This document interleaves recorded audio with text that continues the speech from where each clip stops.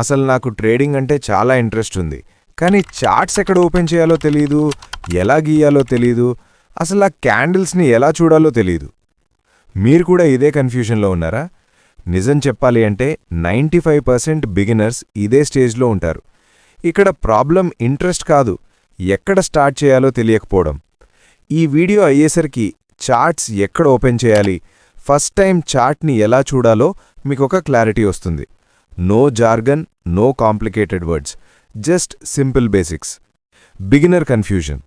మార్కెట్లో ఎంటర్ అవ్వాలంటే వెంటనే ఏదో ఒక యాప్ ఇన్స్టాల్ చేస్తారు, యూట్యూబ్ వీడియోస్ చూస్తారు, ఇండికేటర్స్ పేర్లు వింటారు. కానీ రియల్ కన్ఫ్యూజన్ ఇక్కడే స్టార్ట్ అవుతుంది. ట్రేడింగ్ వ్యూ చూడాలా, జెరోదానా?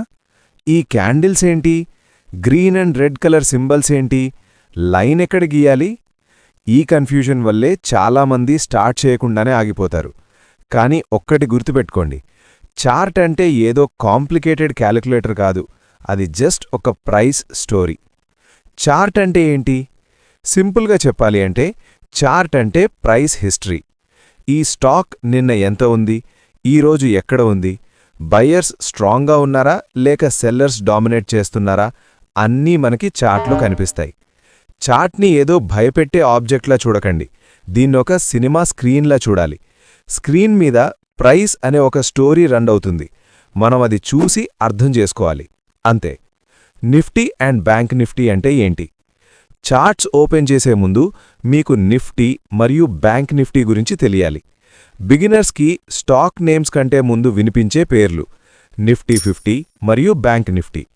అసలు ఇవేమీ ఇండివిజువల్ స్టాక్స్ కావు, ఇవే ఒక ఇండెక్స్.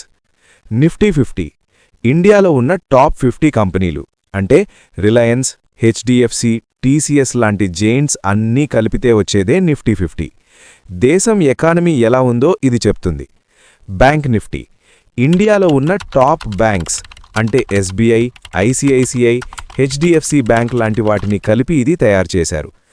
బ్యాంకింగ్ సెక్టర్ ఎలా పర్ఫామ్ చేస్తుందో ఇది చూస్తే అర్థమవుతుంది. చార్ట్ ఎక్కడ ఓపెన్ చేయాలి? బిగినర్కి ఉన్న best and free option trading view. మీరు గూగుల్లో వెళ్ళి ట్రేడింగ్ వ్యూ అని సెర్చ్ చేస్తే వెబ్సైట్ వస్తుంది. అక్కడ సర్చ్ బార్లో మీకు కావాల్సిన స్టాక్ పేరు లేదా నిఫ్టీ అని టైప్ చేస్తే చార్ట్ ఓపెన్ అవుతుంది. మీరు అకౌంట్ క్రియేట్ చేయకుండా కూడా చార్ట్ చూడొచ్చు. గుర్తుంచుకోండి, బ్రోకర్ యాప్లో మనం ట్రేడ్ చేస్తాం, కానీ నేర్చుకోవడానికి, ఎనాలిసిస్కి ట్రేడింగ్ వ్యూయే బెస్ట్ ప్లాట్ఫామ్. చార్ట్ ఓపెన్ చేయగానే మీకు గ్రీన్ అండ్ రెడ్ క్యాండిల్స్ కనిపిస్తాయి. గ్రీన్ క్యాండిల్ అంటే ప్రైస్ పైకి వెళ్తోంది అని అర్థం. రెడ్ క్యాండిల్ అంటే ప్రైస్ కిందకి వస్తోంది అని అర్థం.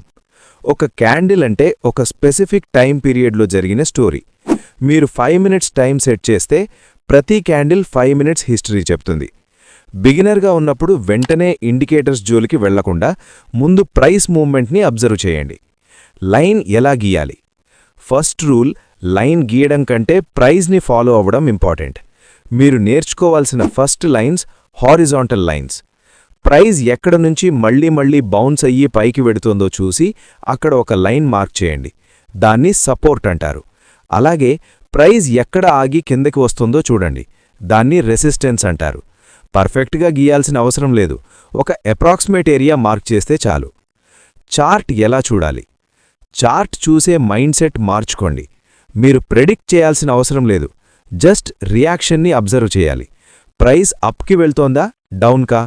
మూవ్మెంట్ ఫాస్ట్గా ఉందా, స్లోగా ఉందా? బయ్యర్స్ ఎక్కువ ఉన్నారా, సెల్లర్సా? ఈ 3 క్వశ్చన్స్ వేసుకుంటే మీకు చార్ట్ అర్థమవుతుంది.